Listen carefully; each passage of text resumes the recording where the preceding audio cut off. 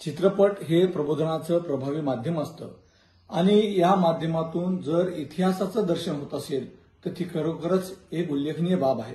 म्हणून छत्रपती संभाजीराजांचा छावा चित्रपट निघत असताना आम्ही माननीय दिग्दर्शकांचं अभिनंदनच केलं, परंतु हे होत असताना काही आक्षेपार्ह गोष्टी त्या चित्रपटामध्ये होत्या।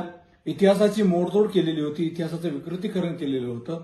जसं महाराणी सोयराबाईंचं प्रकरण असेल, सन्मान्य गणोजी शिर्केंचं प्रकरण असेल, असे विविध प्रकरणं होते, त्यावर आक्षेप नोंदविला गेला होता।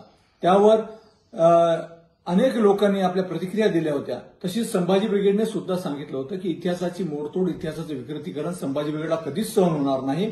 त्यामुळे खरा इतिहास लोकांसमोर गेला पाहिजे, चित्रपटाद्वारे का जाईना परंतु सत्य इतिहास गेलाच पाहिजे। आणि या भूमिकेतनं सेन्सर बोर्डाची सुद्धा तीच अत्यंत मोठी जबाबदारी होती की त्यांनी वेगवेगळे संदर्भ तपासून घेतले पाहिजे होते, किंबहुना वेगवेगळ्या इतिहास संशोधकांना ते चित्रपट तयार झाल्यानंतर दाखवायला पाहिजे होता।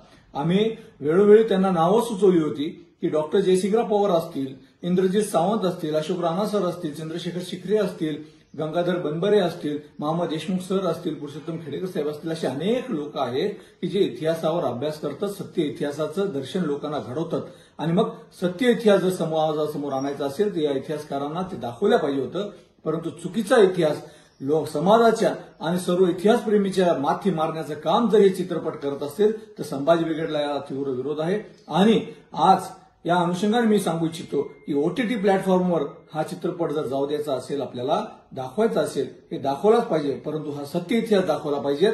यामध्ये जे काही आक्षेपार्ह गोष्टी आहेत त्या तात्काळ काढल्या पाहिजेत, ही संभाजी ब्रिगेडची भूमिका आहे। आणि त्या अनुषंगाने आम्ही सेन्सर बोर्डाला भेटलेलो आहोत। सेन्सर बोर्डाने सुद्धा याच्यावर आमची नोंद घेतली पाहिजे आणि जर असं झालं नाही तर आम्हाला आमच्या वेगळ्या पद्धतीने आंदोलन या महाराष्ट्रामध्ये करावं लागेल।